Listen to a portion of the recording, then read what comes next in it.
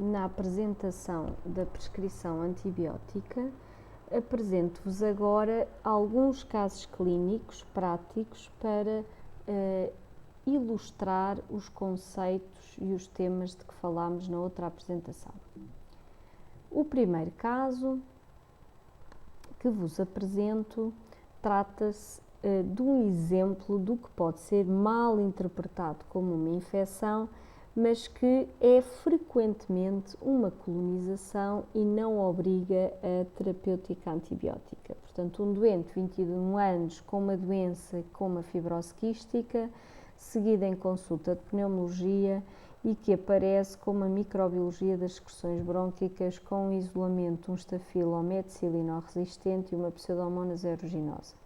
Ora, esta doença, como vocês sabem, é caracterizada precisamente por infecções respiratórias repetitivas desde a infância e estes jovens são frequentemente e muito precocemente colonizados com micro-organismos como o stafilomethicilino resistente ou a pseudomonas. Portanto, a identificação destes micro-organismos obriga a instituição de antibioterapia? Não. Muitas vezes estes micro-organismos são apenas colonizantes e devemos ter em atenção isso para não cair numa prescrição antibiótica precipitada nestas situações.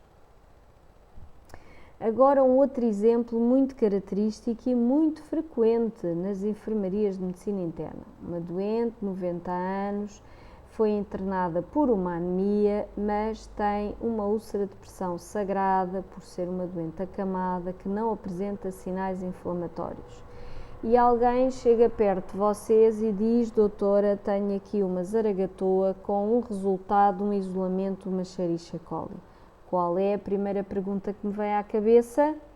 Por que é que se realizou zaragatoa a esta doente?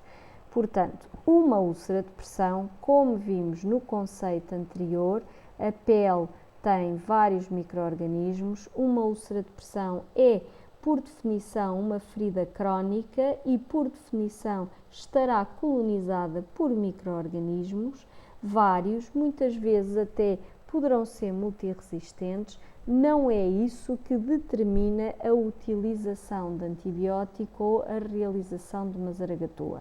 Se a úlcera de pressão não tem sinais de infecção, o motivo de internamento não tem nada a ver com esta úlcera de pressão, portanto, para que a zaragatoa? Não se fazem zaragatoas de rotina em feridas crónicas. Outra circunstância muito frequente: doente pode ir ao banco ou ao serviço de urgência, uma consulta, 70 anos, com uma dor articular, o rubor, o edema, não tem portas de entrada, não tem solução de continuidade, não tem elevação dos parâmetros inflamatórios. Atenção, isto são exclusivamente sinais inflamatórios. Existem outras doenças que não infecciosas, que não bacterianas, que dão sinais inflamatórios. Portanto, temos de pensar que não é tudo para dar antibiótico, há causas inflamatórias articulares, pode ser essa a razão dos sintomas do doente, não obriga a terapêutica antibiótica. Uma outra circunstância muito frequente e ilustrativa do que falámos sobre a prescrição antibiótica profilática na profilaxia cirúrgica. Um doente de 53 anos, submetido a uma cirurgia do cólon eletiva por um adenocarcinoma do cólon. Mas vocês abrem a prescrição e o doente tem cefoxitina profilática há cerca de 6 dias. Ora, a pergunta que me ocorre é: mas porquê? Realmente a cefoxitina é uma cefalosporina utilizada na profilaxia cirúrgica destas situações, portanto, escolha do antibiótico correto. Já o timing da mesma é completamente errado.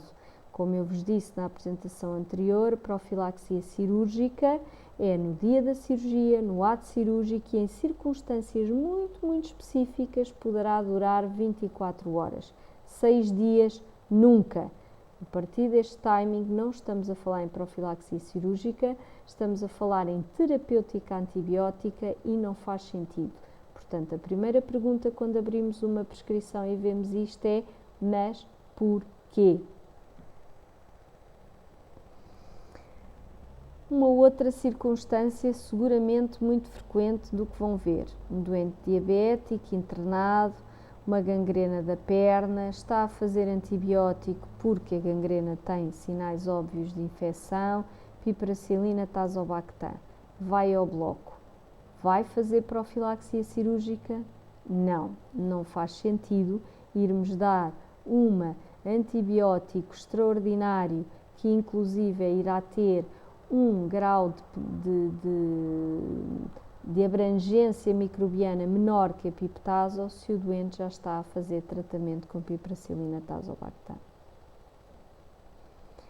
E esta também é uma pergunta muito frequente e de que abordei na outra apresentação: o de escalar, o adequar corretamente o antibiótico. Doente, 80 anos, com uma erisipela do membro inferior, foi em hemoculturas e iniciou terapêutica empírica com ceftriaxone.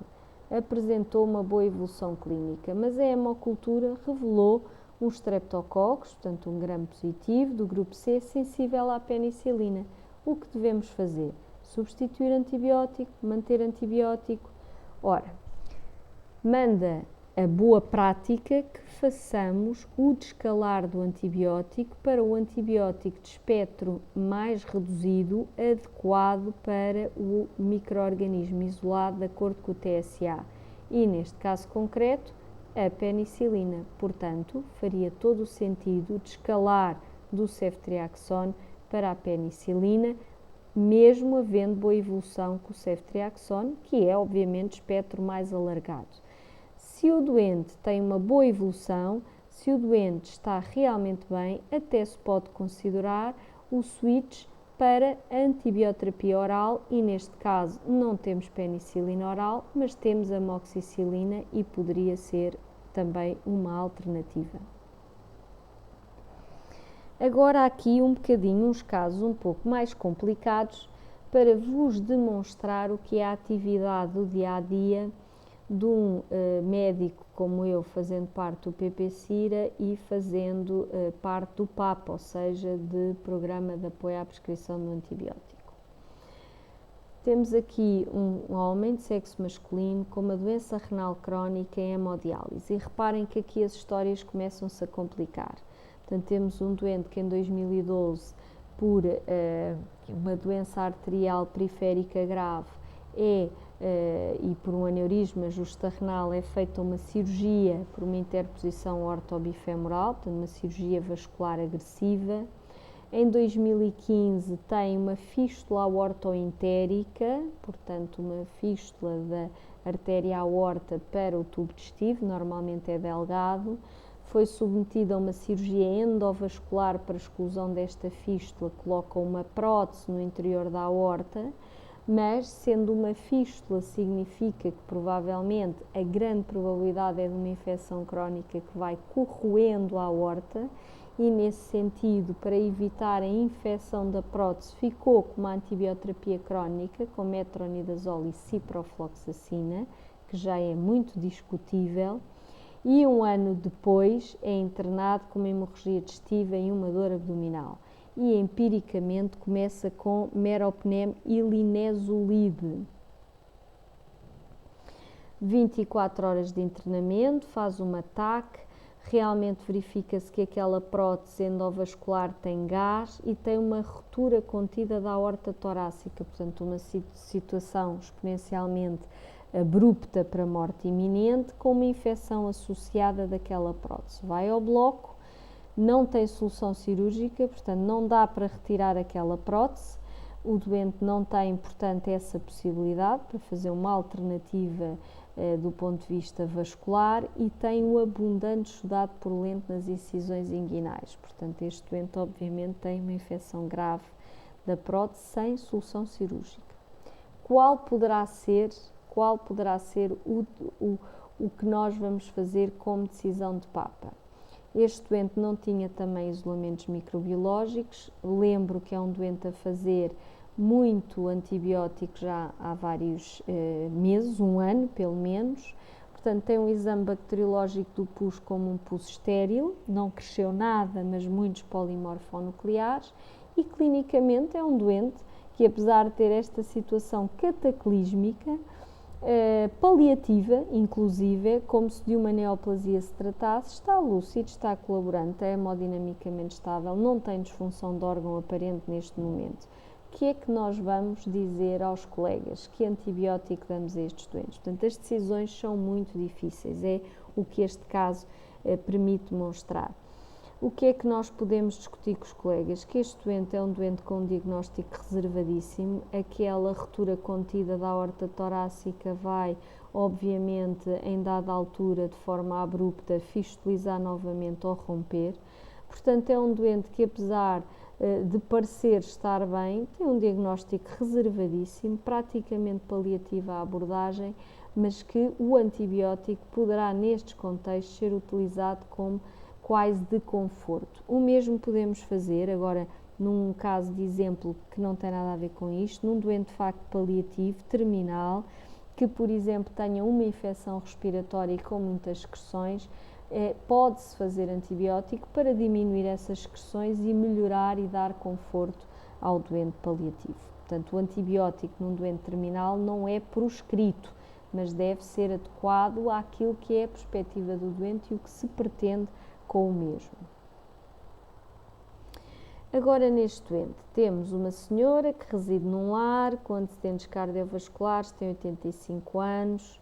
Em 2015, portanto há cerca de 4 anos, este caso data de 2019, foi operada de urgência no Hospital de Santa Maria a uma neoplasia do cólon perfurada, portanto é uma cirurgia de Hartmann, e tem alguns isolamentos na altura microbiológicos do exudado peritoneal, nomeadamente um bacterióide frágil com este TSA, uma pseudomonas, fez estes antibióticos que aqui estão. Inicialmente a amoxicilina e ácido clavulâmico com cefroxina, depois fez piptazo 20 dias e mesmo linezolid 7 dias. Não sabemos bem em que contexto o linezolid aqui foi prescrito. Teve na altura um internamento muito prolongado, com várias intercorrências infecciosas, nomeadamente infecções do trato urinário, com escalamento antibiótico e, portanto, vocês veem o conjunto antibiótico já aqui utilizados, amoclav, meropenem, piptazo, cefroxime, linezolid, já vamos em 5, todos eles de espectro alargadíssimo.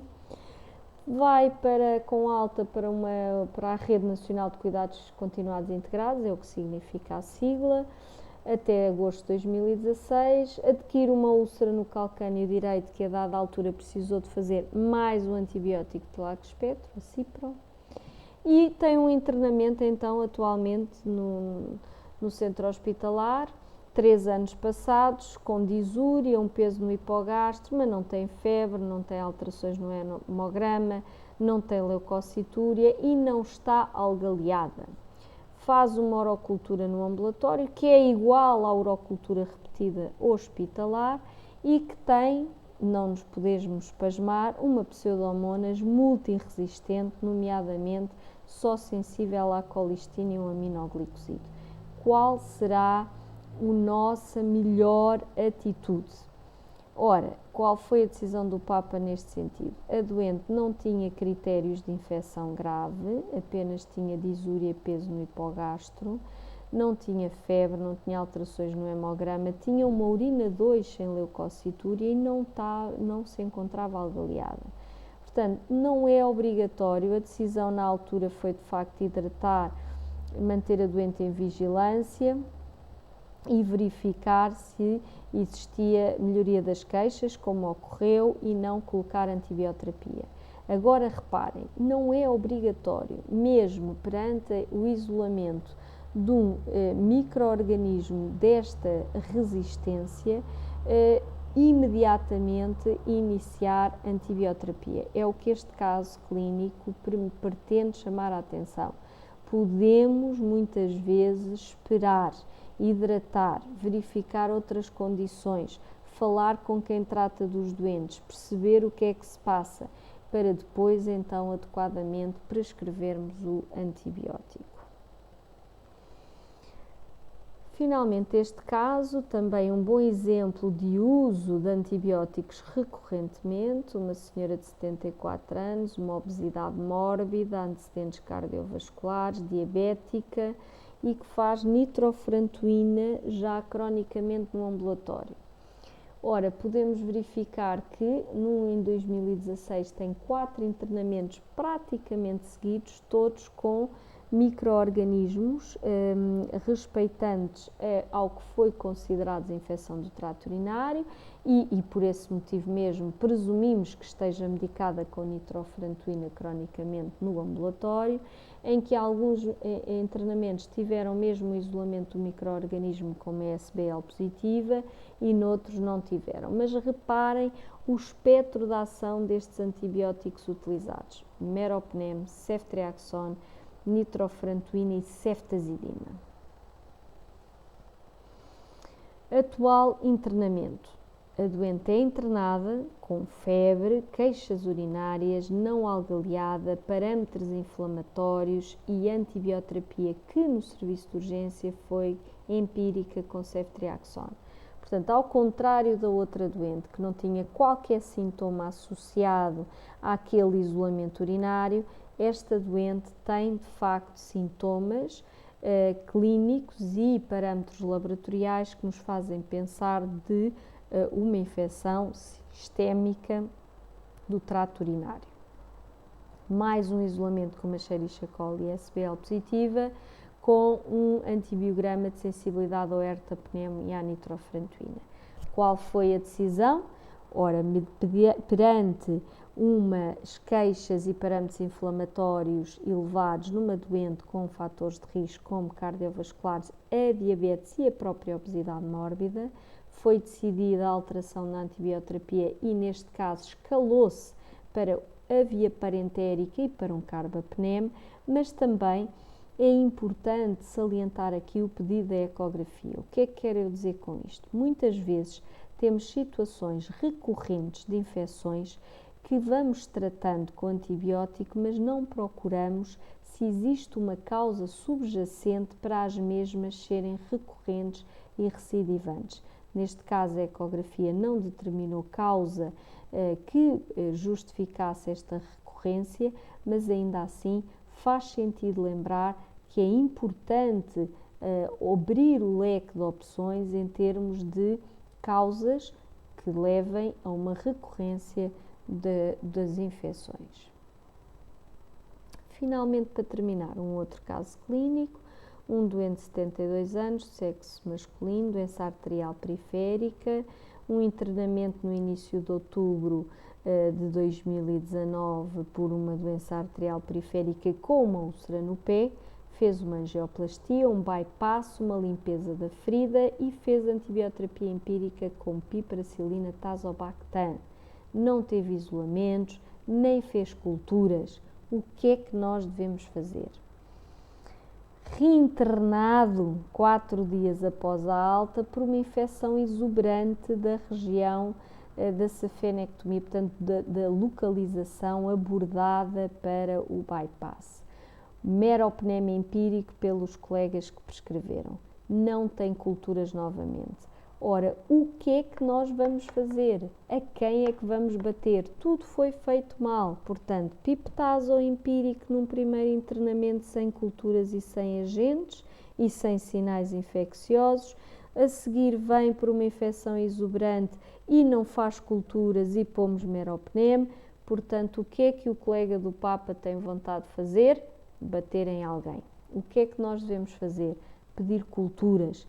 Não esquecer, é para isto que este caso aqui está. Como disse na apresentação anterior, nós temos que pedir exames microbiológicos. Sabemos que a percentagem de positividade em alguns produtos biológicos é baixa, ainda assim devemos sempre priorizar o pedido de exames microbiológicos antes da prescrição antibiótica. Chamar a atenção aqui também que uma infecção da pele hospitalar devemos sempre lembrar ou prevenir e perceber que temos que cobrir o estafilometicilino resistente. E assim, mais uma vez, acaba aqui esta sucinta apresentação de alguns casos clínicos para chamar a atenção a alguns pormenores na prescrição antibiótica e lembro mais uma vez que todos fazemos a diferença. Grata pela atenção, até breve.